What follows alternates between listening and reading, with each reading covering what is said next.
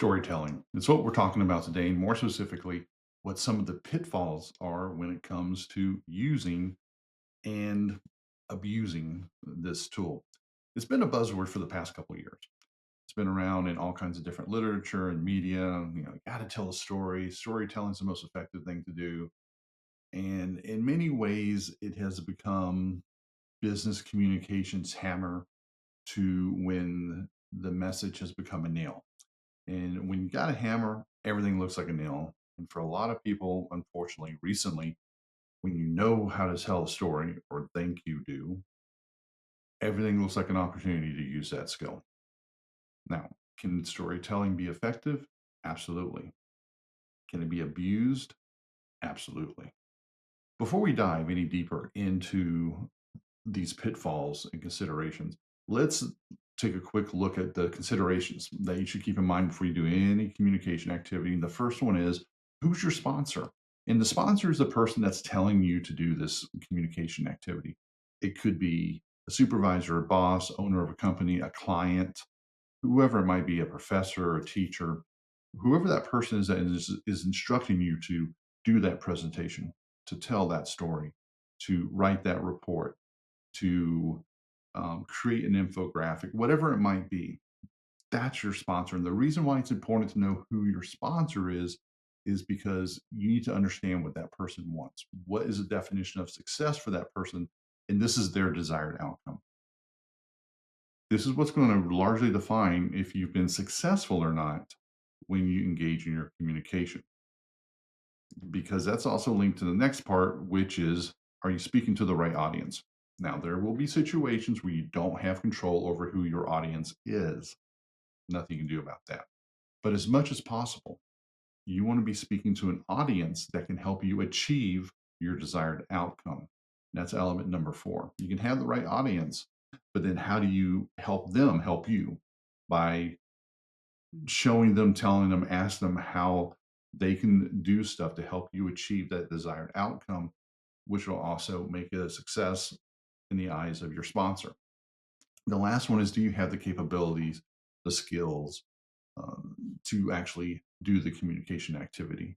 And it's important that you go through this short checklist before you begin creating your communication, because if something's out of whack, you can go back to that sponsor and say, well, this can't be done in this amount of time. Maybe this audience isn't the right person. What do you want to do?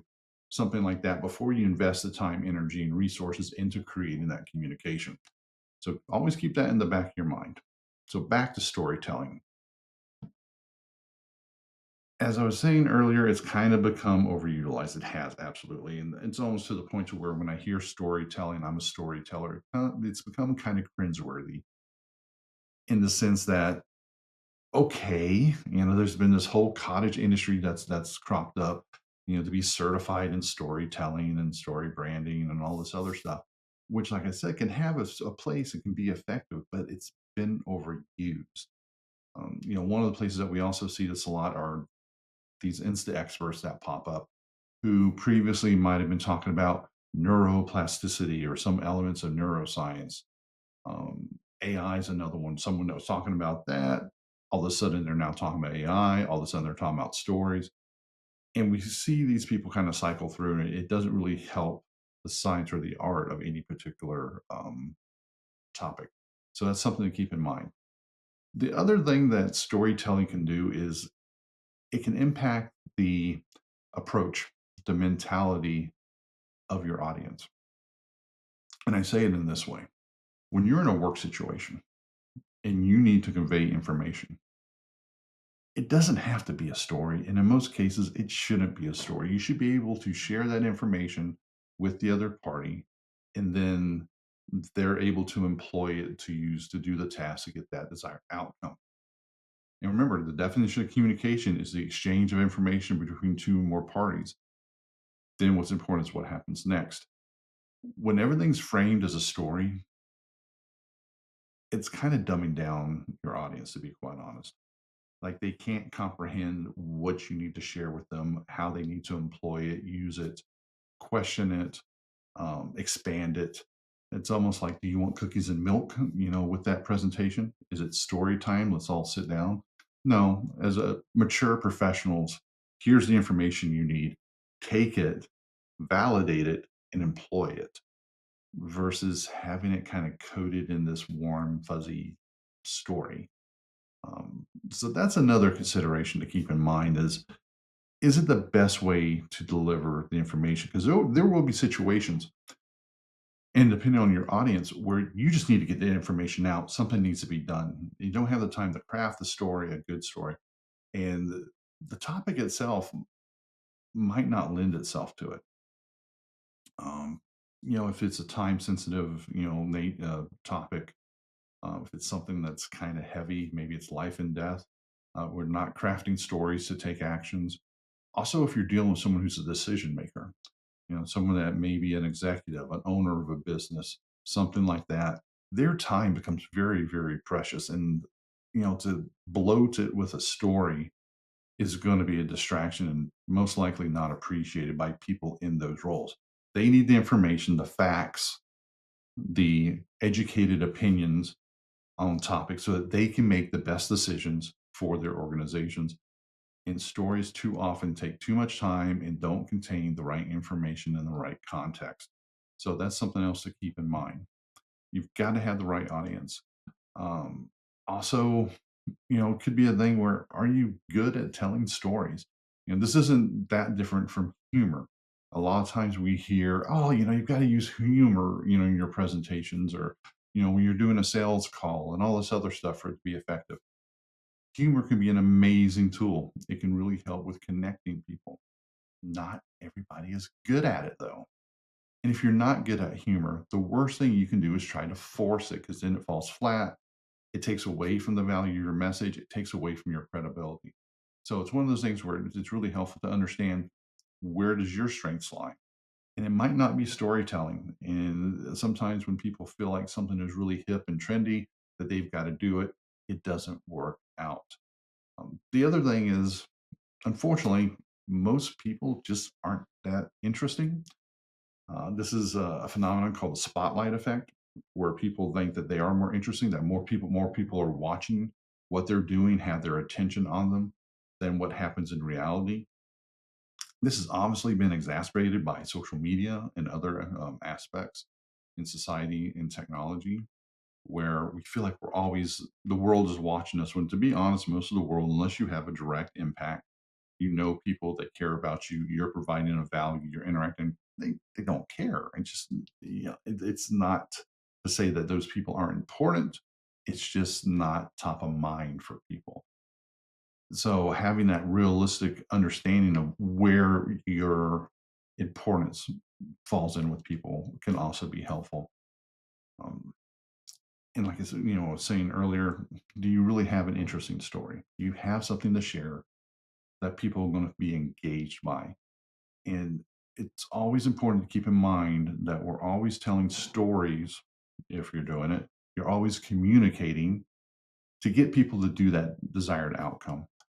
There's a school of thought that, we can communicate to anybody, you do a presentation to anybody.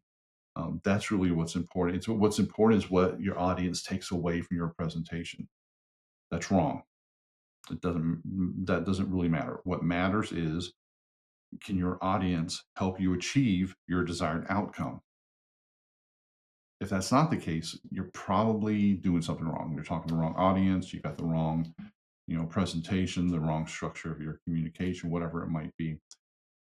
You need people to help you achieve your desired outcome, which means they need to have something that's engaging to them, that's going to entice them and want them to contribute to help you. The story doesn't have to always be the way that you do it. Now, you can insert stories into presentations. Those can be effective and powerful versus something being a full blown story.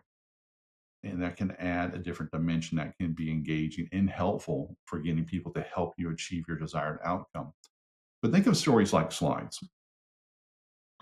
When someone's doing a presentation, a lot of people just break out PowerPoint or whatever software they use and start creating slides, start making that deck. That's not the right thing to do because you might not need them. Not every presentation needs slides. The more important thing always in a presentation is the presenter being recognized as expert, the presenter engaging with the audience.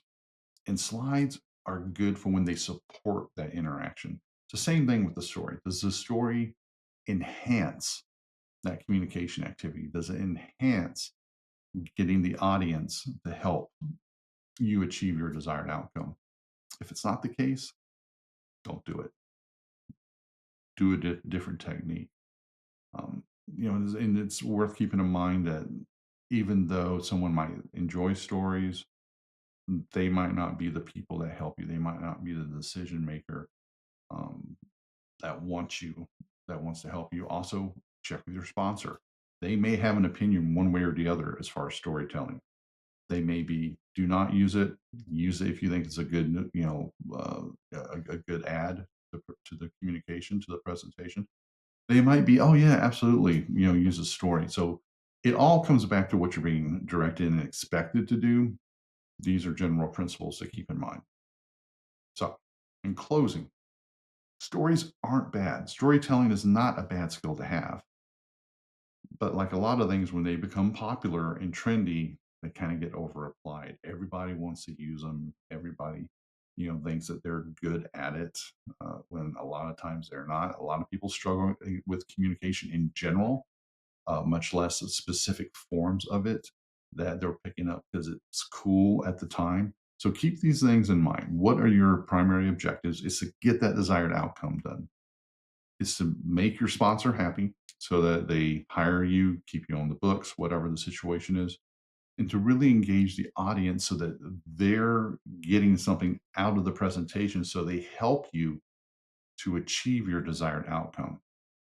So, storytelling, not a bad thing, can be used very effectively, but everything is not a nail for a hammer.